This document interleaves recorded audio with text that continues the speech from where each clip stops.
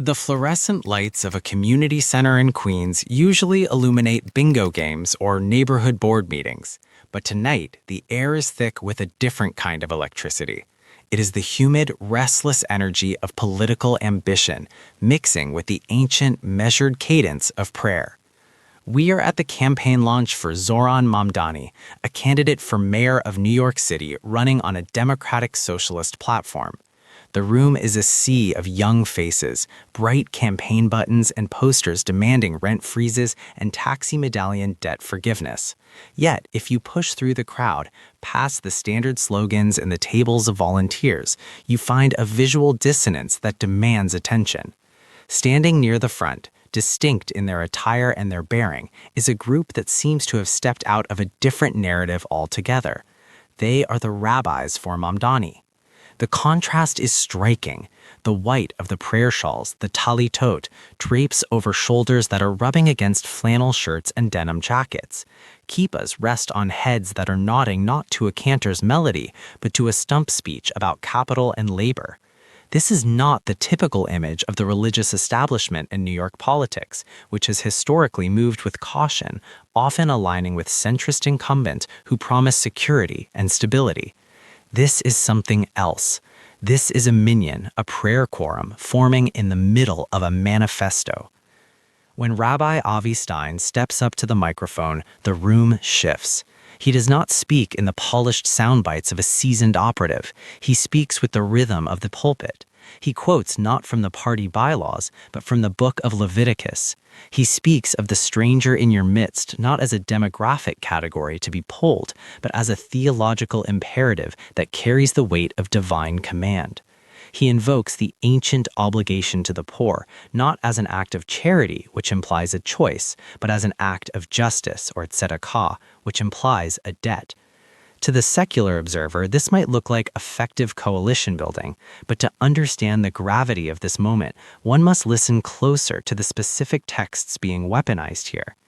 These rabbis are not merely endorsing a candidate, they are performing a theological exegesis on the city of New York. They are arguing that the principles of socialism, universal housing, the protection of the worker, the redistribution of resources, are not secular inventions of the 19th century, but the unrealized commandments of the Torah. They are suggesting that a vote for a socialist candidate is, in this specific context, a fulfillment of religious law. This assertion is radical. It challenges the comfortable separation of church and state, not by imposing religion on the public, but by demanding that the faithful live up to the economic radicalism of their own texts. It reframes the political battlefield. The fight for tenant rights is no longer just about policy, it is about the sanctity of the home. The struggle for fair wages is no longer just economics, it is about the prohibition against oppressing the hired worker. In this crowded hall in Queens, the sacred and the profane are collapsing into one another.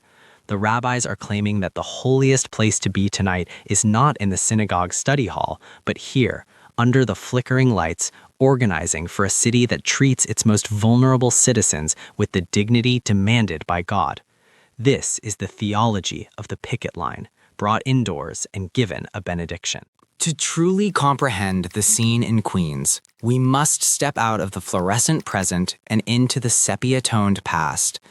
We cannot understand the rabbis from Mamdani without looking back to the cobbled streets of Warsaw in 1905, or the teeming tenements of New York's Lower East Side in the 1920s. The alliance between Jewish identity and socialist thought is not a modern fad. It is a deep historical vein that runs through the very marrow of the Ashkenazi experience. For over a century, there has been a powerful movement known as the Jewish Labor Bund.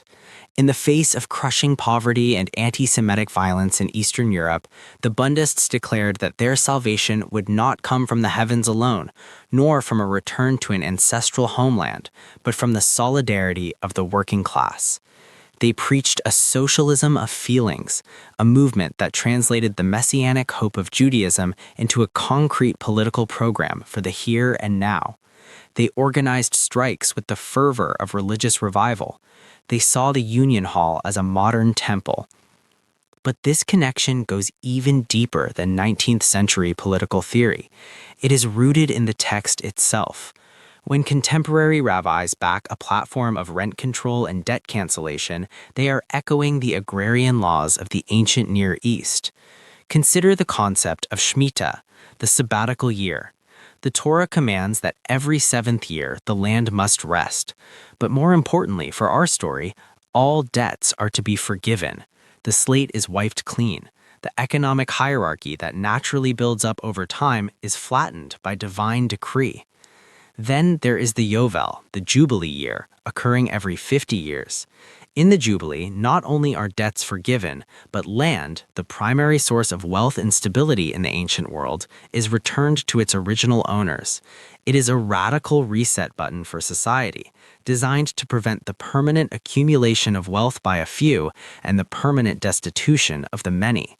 It is a system designed to ensure that poverty is a temporary state, not a generational curse. When Zohran Mamdani speaks of canceling taxi medallion debt or guaranteeing housing for all, he is using the language of modern policy. But the rabbis standing behind him hear the echoes of the Jubilee. They see a direct intellectual lineage between the Bronze Age command to prevent a permanent underclass and the modern socialist demand to dismantle systemic inequality. They are arguing that the laws of the Torah were not just ritualistic taboos about diet and dress, but a blueprint for a just society, a society that looks remarkably like the one Democratic Socialists are proposing today. This is the bridge between the Bund and the ballot box. It is the realization that the red diaper babies, children of Jewish socialists, were not abandoning their faith, but translating it. The rabbis in Queens are reclaiming this lineage. They are asserting that the fight against the landlord and the fight for the worker are not distractions from Jewish life, but the very essence of it. They are suggesting that to be a pious Jew in the 21st century is to stand in opposition to the accumulation of capital, just as the prophets stood in opposition to the kings who hoarded grain while the widows starved. Yet, this narrative of seamless integration between faith and socialism is not the whole story. If we pan the camera back from the cheering crowd in Queens, we find a community deeply divided. For every rabbi standing on that stage, there are many more who view this alliance with deep skepticism, if not outright hostility.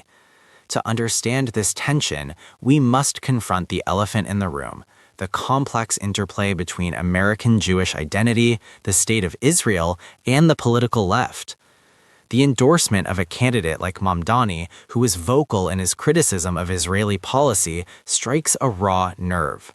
For a significant portion of the Jewish establishment, support for Israel is a non-negotiable pillar of communal survival and identity.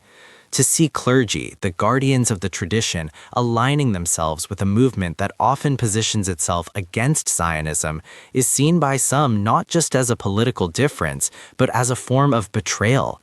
It raises painful questions about safety, loyalty, and the future of the Jewish people. This friction has given rise to a revival of a specific controversial concept, Doikayt, Yiddish for here-ness. Historically, this was the counter-ideology to Zionism in pre-war Europe.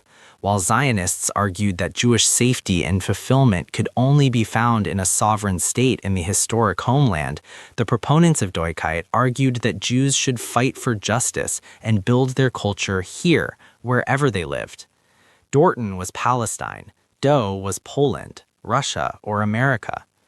The rabbis from Mamdani are implicitly or explicitly reviving the theology of Doikayt by pouring their spiritual and political energy into the local mechanics of New York City politics, into the subways, the housing courts, the schools. They are making a statement about where their sanctity is located. They are saying that Zion, in the spiritual sense of a perfected society, is not a distant geographic location to be defended, but a reality to be built on the streets of Queens. This shift is profound. It suggests a diasporic spirituality that finds holiness in the grit of the immediate. It argues that the repair of the world, Tikkun Olam, starts with the broken heating systems in the Bronx and the eviction notices in Brooklyn. But this philosophy comes at a cost. It demands a decoupling of Jewish identity from the singular focus on statehood that has defined the post-1948 era. It asks the community to embrace a vulnerability, to commit to the welfare of the stranger in America, even when that political alliance might feel uncomfortable or fraught. So the scene in the community center is more than a campaign stop. It is a microcosm of a much larger struggle for the soul of American Judaism. On one side, a tradition of particularism focused on the survival and unity of the tribe. On the other, a universalist impulse, driven by the belief that the tribe's survival is inextricably linked to the liberation of all people. When the applause dies down and the posters are taken off the walls, this question remains hanging in the air. Can a faith born in antiquity survive without adapting to the radical demands of the present? And conversely, can a modern political movement succeed without tapping into the ancient, mobilizing power of the sacred? The rabbis in Queens have made their choice. They have decided that the only way to keep the Torah alive is to bring it into the street.